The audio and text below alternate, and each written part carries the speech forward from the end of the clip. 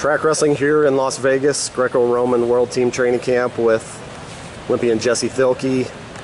First of all, Jesse, coming into today, first day of training camp. I heard your voice out there quite a bit, one of the more vocal guys out there, but seems like lots of valuable technical insight that you're trying to get across to people. Yeah, just the little things, especially at our level, the senior level. There's so many like mechanics of moves that you gotta, it's a game of inches, you know, a little adjustment here, a little pressure here is the difference between, you know, a gold, silver, bronze, or no medal. So just trying to really work on those finite details is not only a passion of mine, but something that we can all benefit from. Has that always been an obsession, a passion, or literally that and being tough is the only reason I'm good at wrestling, because I'm just skinny. How long ago did that develop? That technical passion? Kids wrestling. My club coach at Ringers, Milwaukee, Jim Schmitz, he really instilled that. And like me, Alex Derringer, Nick Becker, Matt Gray, our whole like core group of friends and like top-notch wrestlers. It was, you know, we're drilling everything technically perfect. We're working. You know, when we were kids, you had to have us work every move both sides, and as we got older, we developed our favorite attacks to either side of the body. But just being athletes, really. What goes into that at a high level now? To learn it, to learn how to not just be able to do it yourself, but also communicate it. Yeah, you gotta. Well, for me, it's easier. Both my parents are teachers. Like I coach full time at Legends of Gold every single day. Like that's my passion. It's in my blood. So I just kind of have a natural affinity for it, and it's, you know, that teaching passion translates to Greco-Roman wrestling at the highest level. So this is really, really easy for me to do it, but you gotta pick, like, I'm constantly trying to learn, I'm constantly trying to pick people's brains, bounce ideas off people, because the split second you think you got it figured out and you stop trying to grow and develop, you've already lost. Like, I'm always just trying to learn more and more and more and fine-tune my technique, my wrestling, as well as my coaching game, so that I can just constantly help people in the future succeed more, whether it's, you know, by wrestling them, showing them, all of the above. Who are some of the people you like to study and learn from? Maybe current stars, past stars? Like really, whoever I'm wrestling specifically at the time. Like whoever I'm drilling with, I'm studying the way they move, how the way I move affects the way they move, how if I put my hand here, how they react here, different pressures, every single tiny little detail I'm picking apart, analyzing. I'll bounce ideas off them, see what they think. Because in reality, if I help them, I'm only going to help myself, because I'm making my partner or opponent better. That's just going to make me have to rise to a higher level to train with them, beat them, whatever it is.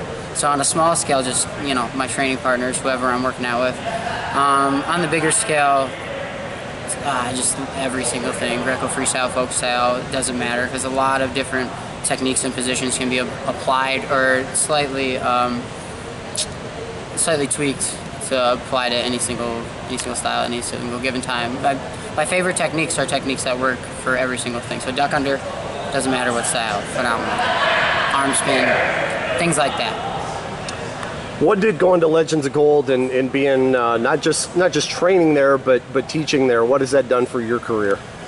Accountability, leadership, so many things. It was like the pivotal kind of key that I was missing, because before it was just Jesse, and you know, no one else mattered. I only thought about myself. So now it's not about me, it's about something bigger, and that's like reignited that fire. You know, for me, it's like I derive more happiness from helping others than doing things for myself. So now it gives me that new passion, new drive, that by continuing to learn and develop and grow, I'm able to take that stuff back and help the kids that I'm coaching at Legends of Gold every single day when we go travel and do camps and, you know, spread and grow the sport of wrestling. So that's like, that I'm not just doing it for me anymore, especially as I've gotten older, has given me an even like more of a burning desire to continue to push my limits and succeed as a man on and off the mat. What did you learn from 2017? Rehab your surgeries and don't just jump back into live right away. Yeah? Yeah, you gotta take care of your body, especially when you're 25, 26 years old. So definitely take care of your body, because without this I can't compete. What all did you deal with last year? I got just a major scope on my shoulder, but after I left the OTC, I didn't do a single bit of rehab. I just started wrestling live and full right away again. so I couldn't use my right arm. So I learned the rest of left-handed, and now I've got nasty attacks on my left hand. So it was a blessing in disguise, but don't do what I did to learn that. Just drill both sides like Coach Schmidt said. When you come out to training camp, what are bullet point things that you want to accomplish this week? Position. I really would, especially with someone like Ellis, who's incredibly athletic and strong and can, bully me even if I'm in good position, he can bully me. Being able to get on the mat with someone like that, and like I have to be perfect in everything I do. Only then am I able to compete and do the things that I need to against a partner like that. And so as frustrating as maybe like during the goes, afterwards I'm just like exuberant about how much I can learn and develop. So that's something we worked on in Oregon as our center of gravity control and our positioning. I've been trying to like roll with that and keep going. I think this is an excellent opportunity to work on that, especially with all the different partners we have here. So I'm not worried about scoring points. I want to go back to 2017 again for one question.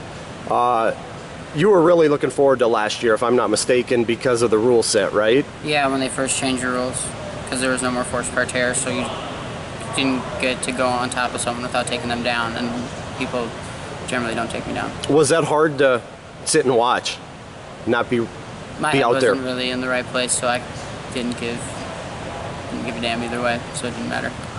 So, turning the page, you've tried to look at the positive Absolutely. from it. That's the only thing you can do. The only thing you can control is your attitude, so it might as well be positive.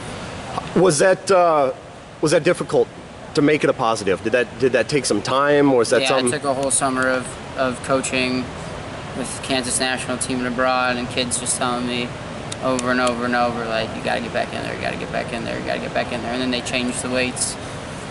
And found a new home in South Dakota, and it all just kind of came together.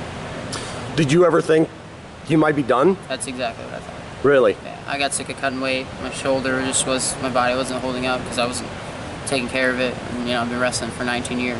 I didn't want to do it anymore. I was over it, mostly the weight cutting. So coaching reignited the flame then? Yeah.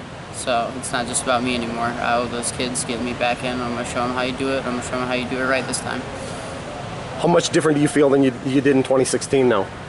This version of Jesse Thielke versus 2016? Completely different. That was all about me, chip on my shoulder, prove something I had to prove. I'll be an Olympian for the rest of my life. No one can ever take that from me. I, in reality, could never wrestle a single wrestling match again. And, my name's in a book that they sent to my house for all the people that were at the Olympics. Like, I'll be remembered, but it's not so I have everything to gain now. There's no pressure. I just go out and have fun and learn, and it's just the animal that I've become and the way that I study the sport and I'm a student of the sport. It's all for fun now, and that's what it's all about, and I lost that.